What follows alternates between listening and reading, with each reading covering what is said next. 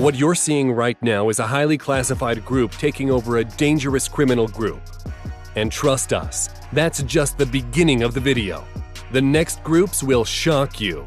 And let's start with Delta Force. This is 1st Special Forces Operational Detachment Delta, elite special forces that are involved in counterterrorism, high-risk operations, and daring rescue missions.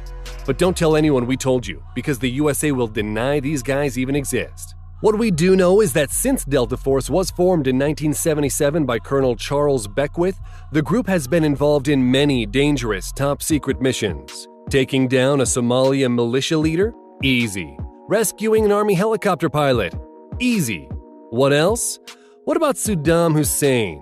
The group helped capture him in December 2003. For those of you who thought it was in the past, these guys recently took down ISIS bad guy Abu in Syria. What do you think you need to be in Delta Force? Big muscles? Maybe the fierce look? No. First, you need to be in any armed service. Then you pass brutal physical and psychological tests which consist of… Okay, no one knows what it consists of because everything is classified, but that's not the end. Then you're taught to pass brutal marksmanship and covert tradecraft, CIA tactics like dead drops, where you pass secret information to another agent without getting caught, and other espionage methods during a 6-month-long course. You may think that's the most badass special group in the world. That might be true, until you hear about Russia's Alpha Group. Okay, they're terrifying.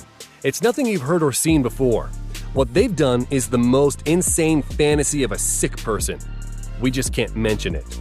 Alpha Group was created in 1974 in response to the Black September attacks at the 1972 Munich Olympics, and first gained notoriety for leading the assault on the presidential palace in Kabul during Russia's invasion of Afghanistan in 1979. But it is the group's involvement in a 1985 hostage crisis in Lebanon that earned Alpha Group the reputation of being a vicious but effective counter-terror unit. On September 20th, 1985, the Islamic Liberation Organization took hostage 4 Russian diplomats in Beirut. The terrorists warned Moscow would lose all 4 Soviet captives if their demands were not met. When the terrorists took out one of the diplomats, the time for talk was over, and Alpha Group was sent into action. What really happened is not known, but many stories say that Alpha Group took hostages of their own, relatives of the terror group. And the rest of the details are too gory to tell here. But families of relatives received packages with… you know what was in the packages. Since then, Alpha Group has participated in several high-publicity missions taking down terrorists, insurgents, and kidnappers. As with other special forces around the world, Alpha Group participates in live-fire exercises and are known to shoot at each other, hoping their body armor holds, and shoot back and hit paper targets behind the guy that just shot at them. That said, Alpha Group shooting drills are considered one of the most dangerous in the world. Okay, the next group might not be as deadly as the previous one, but they're well known for their brutal training. The Caibiles are a special operations wing of the Armed Forces of Guatemala. Sweating and exhausted recruits jump blind from a 33-foot platform into a narrow river and march 12 miles through a grueling uphill course loaded with equipment. Okay, you might be thinking, what's the deal? Few years of training and you're okay with it. But do you know that you might be forced to eat dog and snake entrails?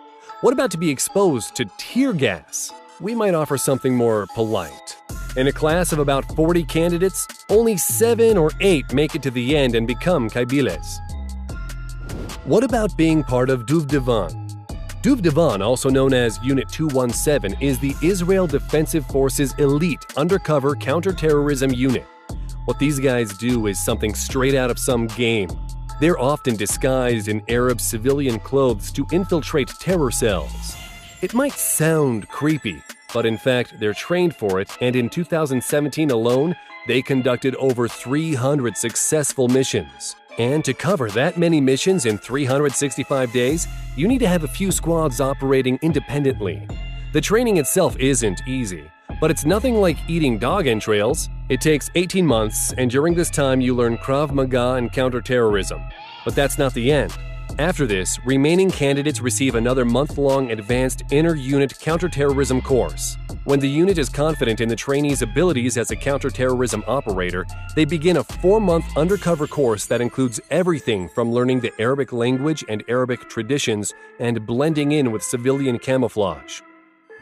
Okay, we all know SAS, the famous game. The Special Air Service is an elite unit under the British Army founded in 1941 as a regiment and later formed again as a corps in 1950. But have you ever asked yourself, what has SAS actually done? Until we go there, did you know that it's highly classified? The British government didn't make any comments due to the secrecy and sensitivity of their operation. But let's get back to their accomplishments. In the 1980s, they rescued 2 hostages in the 1980 Iranian embassy siege. On August 2, 2000, 11 men from the Royal Irish Regiment were taken hostage by Sierra Leone rebels called the West Side Boys. Some of the hostages were released, but threats were made against the lives of the rest. SAS stepped in and, with the help of missiles and machine gun fire, the rebel buildings were cleared and all the remaining hostages were rescued. To successfully perform its missions, the recruits are chosen very carefully. Among 200 recruits, less than 30 finish the training.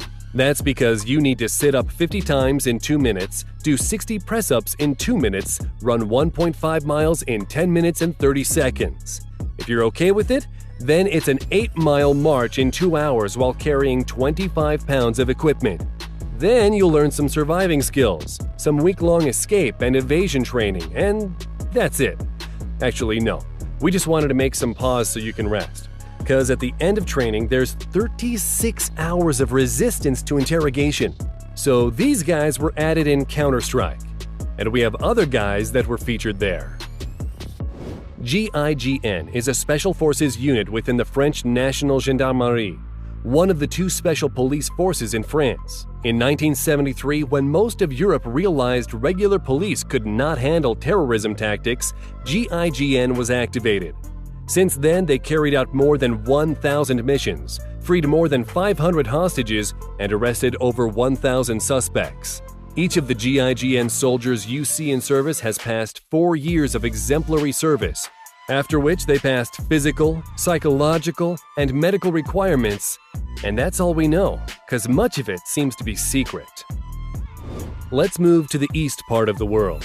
Created in 2002, the Chinese Snow Leopard Commandos are known to perform major counter-terrorism missions. It has safeguarded dozens of major events, such as the Beijing Olympic Games, the Boao Forum for Asia, and China International Import Expo. But that's not the most impressive part. Their training is what makes me wonder how that's even possible. To be commandos, the recruits must complete more than 50 tasks, and training includes 200 push-ups, 200 sit-ups, 100 squats, lifting barbells 200 times, and carrying 77 pounds of gear for 6 miles with only a 4-hour rest every day. Most recruits are 18 years old, making them the youngest special forces on the planet. And these guys are known for setting some crazy records. Lai Jidong climbed 59 feet with a rope in around 19 seconds. Zhao Jinping can take out his gun, remove the safety, aim, and hit the target within 1.5 seconds. And Captain Liu set the record for climbing up to a 5th-floor balcony in just 6.07 seconds. Let's move even more east to Taiwan. There you'll find one of the fiercest special forces that's simply called Taiwanese Special Forces. Their training is secret. All we know is it takes just 10 weeks, so the training must be difficult. But that doesn't mean we don't have something for you. Check out the Road to Heaven, the final stage of the training. In order to become a frogman, candidates must crawl over 165 feet of jagged and sharp coral rocks in nothing but a pair of shorts and gym shoes. It all starts with a hard fall from standing to planking position, which immediately after, the recruits have to crawl through the rocks on the points of their knees and elbows while their comrades cheer them on with a "I don't feel pain" chant. The recruits must be made of stone. I would scream everything except "I don't feel pain."